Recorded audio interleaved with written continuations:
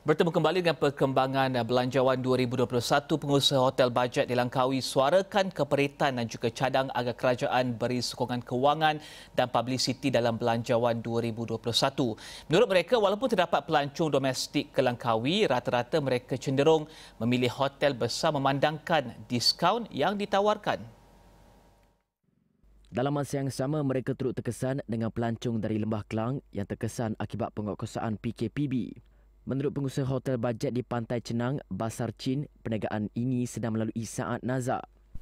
Kami tak mampu. Kami tak ada dewan. Hotel bajet tak ada dewan. Dan kita win-win situation.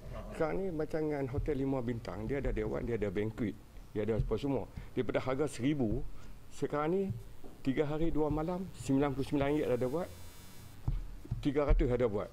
So kami hotel bajet nak buat berapa duit? Bukan dengan ringgit dah, berapa duit yang kami boleh buat?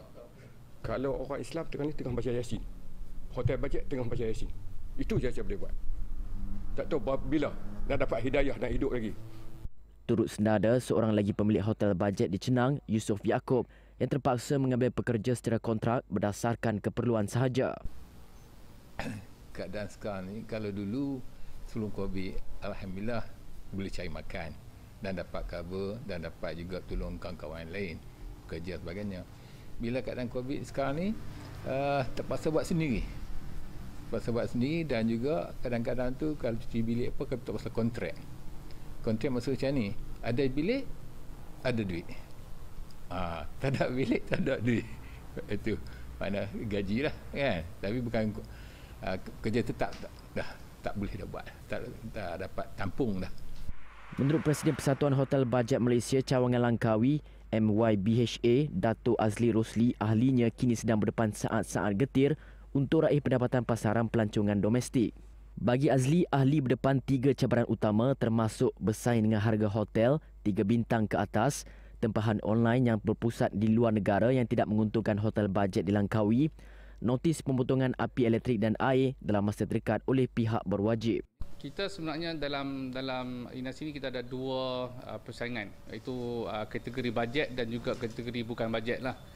Jadi untuk kos hotel bajet ni, kita punya kos memang boleh katakan rendah, dan disebabkan tu juga kita meletakkan harga public kita tu adalah harga yang patut padan. Maksudnya tidak ada keuntungan yang berlipat kali ganda berbanding dengan hotel-hotel yang berbintang.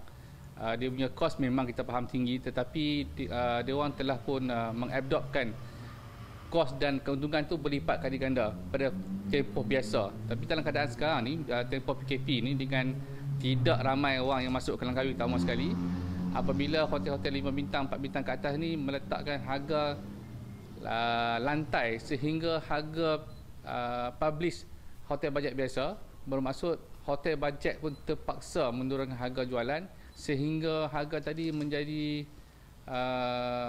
negatif, kos tidak dapat ditampung. Jadi harapan kami agar pihak kementerian utama sekali dapat membuat satu undang-undang atau peraturan untuk mengawal harga lantai untuk hotel-hotel di Malaysia ni. Mengulas lanjut, Azli berkata MYBHA yang mempunyai 75 ahli di Langkawi menyaran agar kerajaan dapat mempromosikan aplikasi OTA Online Travel Agents MYBHA yang dilancarkan 2 Oktober lepas. Saya nampak kalau kita masih lagi mengaplikasi marketing secara yang kita buat macam one to one ataupun melalui buka booth di mana-mana, tu dah tak berjalan. So kita di Langkawi ni, Pembinaan Nasi di Langkawi, tamu sekali kami sebab hotel bajet ni, kami telah pun bergerak ke arah digital. Bila kita sebut digital pun, satu masalah untuk kami sekarang ialah kami ditekan oleh OTA yang daripada luar negara ni, sebab komisen yang dipotong oleh pihak OTA ni terlalu tinggi. Kita dah terpaksa jual bilik dengan harga rendah, komisen mereka pula memang tak kurang, dan pelbagai cukai dikenakan kepada kami. Jadi kami telah pun mengaplikasikan satu sistem OTA juga, kegunaan lokal, yang tidak mengenakan sebarang komisen kepada pihak-pihak hotel. Ini untuk insentif. Maksudnya kalau kita ditawarkan dengan harga RM50, hotel akan dapat RM50. Belum banding dengan OTA sebelum ni yang dah terkenal dalam industri kita ni. Kalau kami letakkan harga RM50, kami cuma dapat lebih kurang dalam RM27. Maksudnya pengurangan harga setengah daripada harga tadi. So sekarang dengan adanya apa kami buat ni, saya harap mendapat sambutan dan terutama sikit kat Langkawi, kami telah pun memulakan OTA online ini dengan nama golangkawi.com. Dan belia di Terengganu harap Belanjawan 2021 akan wujudkan platform pekerjaan untuk belia yang kehilangan pendapatan ekoran pandemik COVID-19. Menurut aktivis belia Muhammad Muhairi Ismail, kerajaan juga perlu lebih fokus dan cakna dengan golongan belia yang terjejas terutama akibat kesan COVID-19 kepada ekonomi. Ya, kita akan boleh sediakan satu platform untuk golongan-golongan belia ni untuk bekerja. Sebab untuk kita tahu sedia maklum bahawa 2020 ni telah mencipta satu keajaiban ataupun satu fenomena di mana golongan-golongan belia ni ramai yang kehilangan pekerjaan. Jadi saya mohon sangat-sangat pada 2021 kita cuba untuk membagi peluang pekerjaan kepada golongan-golongan belia ni. Kalau boleh mohon lebihkan bajet kepada golongan-golongan belia. Sementara itu, Pengerusi Gabungan Pelajar Melayu Semenanjung GPMS Muhammad Izham Ahmad berkata, Belanjawan 2021 perlu melihat kepada sudut sosial belia. Kerajaan perlu lihat masyarakat itu lebih dekat dengan masalah yang terbabit akibat daripada COVID-19 lah. Bukan hanya sudut ekonomi saja. Sebenarnya faktor-faktor lain termasuk masalah sosial dan sebagainya kita perlu lihat lebih, perlu beri penekanan yang sangat lebih. Sebagai contoh macam belia ataupun GPMS, kita memang ada program-program berkala, aktiviti berkala yang kita tidak mampu lagi laksanakan apabila tibanya COVID-19 ni.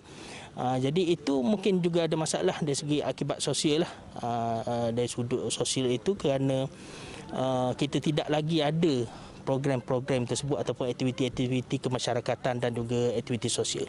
Katanya latihan mahupun aktiviti menerusi dalam talian juga perlu dimantapkan tatkala negara masih lagi berdepan dengan wabak berkenaan. Dan di Kuching, suara golongan belia juga diharap dapat diberikan perhatian terutama dari segi pendapatan demi meneruskan kehidupan ketika ancaman COVID-19 masih wujud. Masalah yang sering dihadapi oleh para belia Kedah adalah salah satu daripadanya adalah dari segi kekurangan pekerjaan dan latihan kemahiran. Jadi dia adalah salah satunya lah. So kami berharap ada latihan-latihan kemahiran ataupun pekerjaan-pekerjaan peluang dibuka kepada para belia dekat luar ni. Jadi ia boleh menambahkan lagi kepelbagaian kemahiran dan juga sosioekonomi kita semakin bertambah. Selain daripada ia, mungkin dari segi latihan teknikal, latihan-latihan kemahiran menandan rambut dan sebagainya. Di sini mungkin belia boleh survive dalam keadaan COVID-19 macam tu. Masalahnya biasalah pekerjaan, lepas tempat perniagaan, and paling isu kena top ialah rumah. Susah nak beli rumah lah, time tu susah nak beli rumah. Sebab kos rumah kena tu agak tinggi. Susah nak cari kos rumah yang agak rendah. Macam kami orang tu kerjaan juga lah, tapi harga rumah kos tinggi gila, terlalu tinggi. Harap kerajaan dapat mula rumah kos rendah lah untuk macam belia macam tu kami orang tu nak. Untuk yang kerja federal ya ada nyaman sikit. Macam yang kerja state dan kerja swasta ada sakit sikit lah. Harap kerajaan beri pertolongan lah untuk benda macamnya. Okey, untuk bajet 2021 tu kita faham yang fokus on pemulihan ekonomi. Jadi kami sebagai belia kami harap kerajaan beri banyak lagi insentif kepada golongan belia serta yang fresh grad dah yang belum mendapat pekerjaan. Contohnya macam HRDF, Human Resource Development Fund, and then through MDEC juga perbanyakkan lagi lah latihan insentif kepada golongan belia. Dan mesyuarat Majlis Kerja Tertinggi UMNO yang dipengerusikan Presiden UMNO sebelum ini memutuskan agar semua ahli Parlimen UMNO memberikan sokongan kepada kerajaan.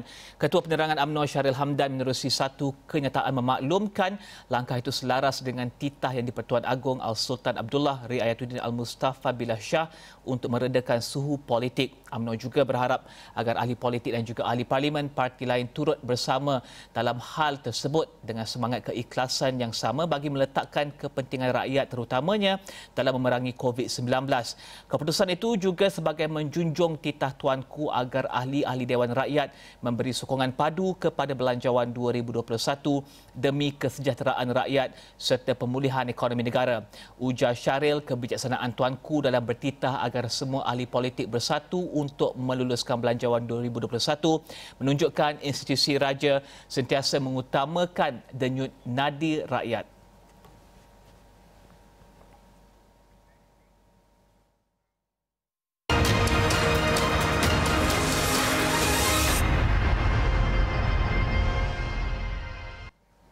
Dan paparan itu mengakhiri Niaga Awani untuk pagi ini. Teruskan bersama kami di Astro Awani, berita segenap dimensi. Salam hormat.